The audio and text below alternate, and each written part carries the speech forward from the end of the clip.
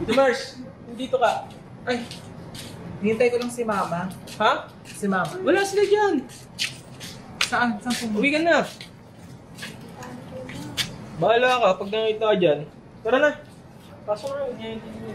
Dito na. Kupal yan. Dami siya dyan. So, hindi pasok. Dinipen ba kitang makausap?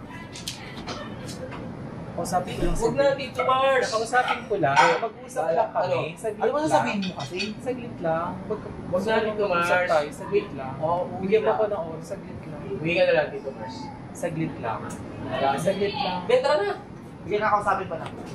Pupil ka na din. Pag ganyan. Hindi kakausapin pa lang, mabilis lang. Wala ka. Alam ko may mga nagawa sa akin si Mars na hindi maganda. At alam ko sa sarili ko na hindi rin siya magandang ehemplo dito sa reality show na to.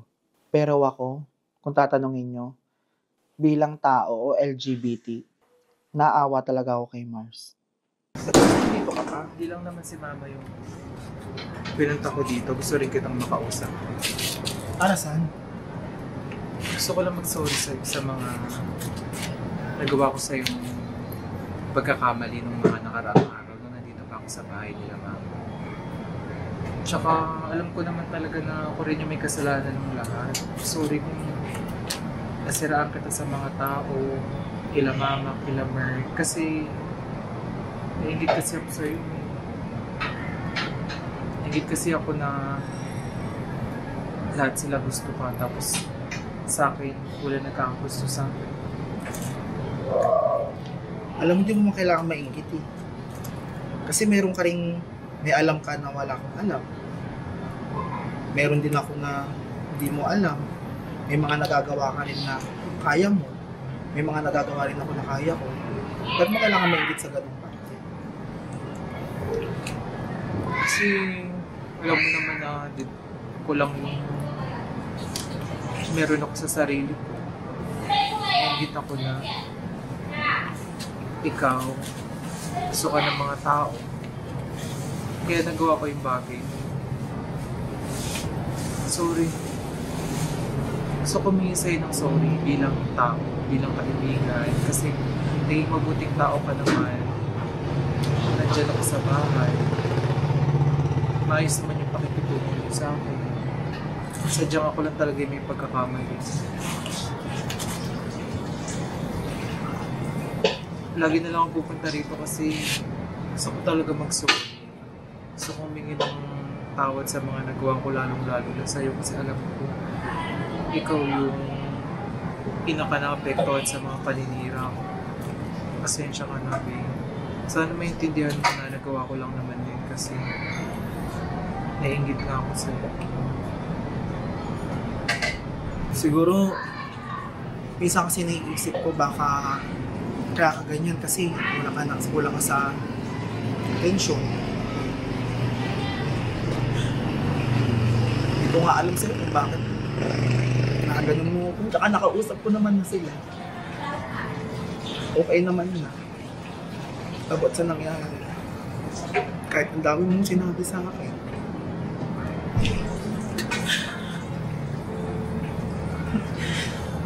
Pasensya ka na talaga, babe, kasi alam mo naman, di ba? Ako lang talaga yung meron ako sa sarili. Walang taong gumabay sa akin nung lumaki ako kayo. Kaya ito, hindi ko alam kung paano gabayin yung sarili. Ito. Totoo na napatawad naman na kita. Naka-follow nga ako sa mga accounts mo. Kinala ko na rin yung TikTok account ko dahil ayoko nang gusto ko nang kalimutan yung mga nangyari, yung mga nagawa ko. Ano ba nangyayari sa'yo? Ba't naging ganun ka? Alam mo naman, Be, ako lang talaga yung meron ako dito. Alam mo naman na sobrang independent ko. Alam mo naman na walang taong bumabay sa akin. Pinalaki ako ng lola at lolo ko pero matanda na sila. Kaya hindi ko rin naman sila masisisi ko. Nagkulang din sila ng pagpapalaki sa akin. Hindi ko naman talaga gusto maging masamang tao. Sadyang natatakot lang talaga akong makita ng mga tao, makita nyo, totoong ako yung kahinaan ko. Kaya, lagi kong pinapakita na matapang ako, lagi kong pinapakita na ako yung bida, ako yung galit, ako yung malakas. Pero deep inside, mahina rin naman talaga ako. Bakit paano ka naging mahina? Mahina ako kasi ako lang yung meron ako. Wala akong kaibigan, wala akong laging nakakasama, wala akong matatawag na pamilya. Kaya kahit mukha na akong tanga dito pabalik-balik, kahit sobrang wala na akong pride, kahit wala na akong kapal ng mukha na lang talaga pinapakita ko dito para makabalik. Inipilit ko pa rin kasi gusto ko kahit papaano magkaayos tayo, lalong-lalo pa na. Kasi alam ko naman na sobrang dami kong nagawang kasalanan sa'yo. Patawad naman na kita. Tapos ngayon, namimiss din naman kita eh. Ako din, namimiss ko rin yung paglalaro natin ng ML tsaka yung pagkukwentuhan natin. Meron lang sana talagang taong gumabay sa akin ng lumalaki. Sana hindi ako naging ganun. Kung alam lang nila, akala kasi na lahat malakas ako pero yung totoo yun. Pinipilit ko lang din naman kasi kailangan ko. Wala naman ako magagawa. Naitinda ako sa mga pinakukuhanan yung ganyan. Pero nangyari na eh. Hindi ko alam kung sa akin napatawad naman na kita. Pero sana yung mga ganyang ginagawa mo, kung alam mo palang kulang ka sa atensyon, nagabayan ka naman ng maayos ng lolo't lola mo kung di ka man alam, kung di mo alam kung paano pagpakalaki sa inyo tunay mong magulang. Sana mas pinili mo na lang maging mabuti. Para mas marami nagmamahal tsaka gumagabay sa iyo. Ngayon kindal ka naman din. Hindi ko alam kung ganyan ka. Minsan kahit di na lang in-open, sinasabi ko na lang sa sarili ko, sana nandito ka para meron akong parehas. Meron akong kasamang katulad ko. Kasi mag-isa na lang din ako. Walang nakakaintindi sa mga gusto kong gawin. Namimiss ko na nga pag pinaplansya mo ko ng buhay kayo. Tigas-tigas ko nga ng buhok ko eh. Pero tapos na yung Mars. Napatawad naman na kita. Simula nung nakausap ko na sila mama at sila pa. Ang hindi ko lang maano sa'yo, kung gusto ka pang kausapin mo. Wala yung problema ko, babe. Kasi kahit humingi ako ng tawad sa'yo, kahit anong balik ko dito, kahit ano... Gusto nga kitang bumalik na dito sa totoo lang. Kahit anong katangahan yung gawin ko dito. Kahit mukha na akong tanga, mukha na akong baliw dito pabalik-balik. Sana nung una pa lang ganyan ka na, in-open mo na sa akin kung anong buhay meron ka, at least naiintindihan kita. Ayoko kasi bing malaman ng mga tao. Kasi alam nila, alam ng mga tao sa social media na malakas ako, pero yung totoong dahilan kung bakit ako malakas hindi nila alam. Masakit siya, pero ginagawa ko pa rin kasi kailangan ko mabuhay, kailangan namin mabuhay ng pamilya ko. Naiintindihan ko naman. Kamusta ka na? Okay naman. Kahit Paano na yung ano mo? Paano na inuupahan mo? Saan ka nakakakuha ngayon ng pang ano mo? may mga tira-tira pa naman ako sa mga ipon ko ng mga nakaraan sa mga pag-social media kahit pa paano. Kumain ka na ba? Oo, kumain ako. Kumain ako kayo na dyan sa daan. Pagpunta ko dito, may nadaanan ako.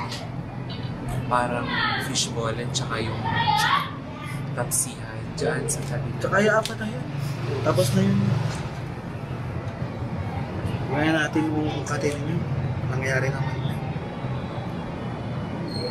Ang importante, meron ka natutunan. Meron din naman natututunan. Siguro may pagkakamali rin ako kasi. Yung nararamdaman mo palang ganyan na din sa akin. Hindi ko maano sa'yo. Alam mo yung gets mo, hindi ko, sa dahil yung nararamdaman mo sa akin, sana mas inintindi na lang kita. Ganun talaga. Hindi ka naman kasi funny, yes. Puro ka seryoso. Totoo naman. Hindi ka naman funny, yes. Nakakatawa ka rin naman minsan. Diba? Hindi man... Ang mahirap lang kasi hindi rin nila nagigets kung sino yung ikaw. Hindi naman porket bakla ka, pare-parehas na kayo ng ugali. Totoo. Hindi naman porket ganyan ka, comedy ka na, di ba? Totoo naman talaga yun. Siguro nasa desisyon ka lang ng nabuhay mo na tumatanda na rin kasi yung mga pamilya mo kaya nagiging ganyan yung mindset mo. Totoo yan. Tsaka alam ko rin naman talaga na may pagkakamali naman talaga ako. Inaamin ko naman. Alam ko naman na dapat sinuklihan ko ng kabutihan yung mga pinakita niyo sa akin, yung mga pakikisama niyo sa akin, yung mga kabaitang binigay niyo sa akin kaso nga lang inabuso ko eh. Para sa akin lang kung tatanungin niyo ako, gusto ko siyang bigyan ng huling pagkakataon. Wala naman talagang perpektong tao eh. Lahat ng tao may kanya-kanyang bad side. Alam ko naman na meron siyang mabuting puso si Mars. At siguro yun yung gusto niyang ipakita ngayon. Ngayon masasabi kong naiintindihan ko si Mama Christy. Kaya sa mga sumusuporta sa akin dyan, yung mga nasaktan dahil sa ginawa sa akin, patawarin na natin siya. Siguro okay na siguro yun kasi alam mo na marapit na rin magpasko. Siguro ganun talaga kapag nasanay kang mag-isa. Pero ngayon, sana, kahit hindi man ako mapatawad pa ni Mark, at least ang mahalaga, nalaman ko sa sarili ko na okay ka na sa akin. Okay na tayo. Tsaka huwag mo nang iisipin yung mga nangyari mo. Kaya nga nang sinabi ko tapos na. Tsaka kung may nasabi ka man, okay lang yun. Ganun talaga. Hindi naman may iwasan yun. Kasi yun yung nararamdaman. Pasensya na ulit, Bea. Wala na yun. Sorry sa mga sabi ko noon. Nagawa ko ng masasawang gawain na dinamay-damay pa rin. Sana makabalik ka ulit dito. Oo nga eh. Sana makabalik ako bago matunaw itong dala kong show may para sa'yo. Homemade? Oo. Kay mama dapat talaga ito eh. Gawa mo. Hindi, binili ko lang din. Tapos nagdala ko Kung nakabala ka pa. Tocino. Para may Favorite mo ka. Favorite mo talaga yun. Alam ko mahilig kang mag-almusal ng mga ganyan. Pasensya na kung ayun lang yung nadala ko. Sabi, okay lang. Ano ka ba? Tsaka magpapaalam din ako kung saan kayo. Gusto mo dalaw-dalawin ko sa iyo. Oh, sige. Para Para hindi ka pa nakakain. oo, sige. Para minsan naman hindi naman ako na nalalakot din sa akin. Mukhang hindi na magre-reply si ma'am. Hindi nalalabas mo. Loloko ka lang ni Lawrence. Hindi naman umalis si Mami. Kaya na pa ako na. Nagalitan mo. Sige na. Paano oras? Magbubuk na lang ako na Meron ka ba dyan? O shortcut? ng angkas. Saglit lang, tignan ko lang kung magkano. Baka short ka sabihin mo. Nagos na pala yung Gcash ko, be. Pwede ba akong makihiram sa'yo? Kasi check pa lang kasi. Kahit mga 500 lang, o kaya 200. Ito ka na lang kasi baka makita mo. Oh, sige. Wait mo na lang ako dyan ha. Ah, sige.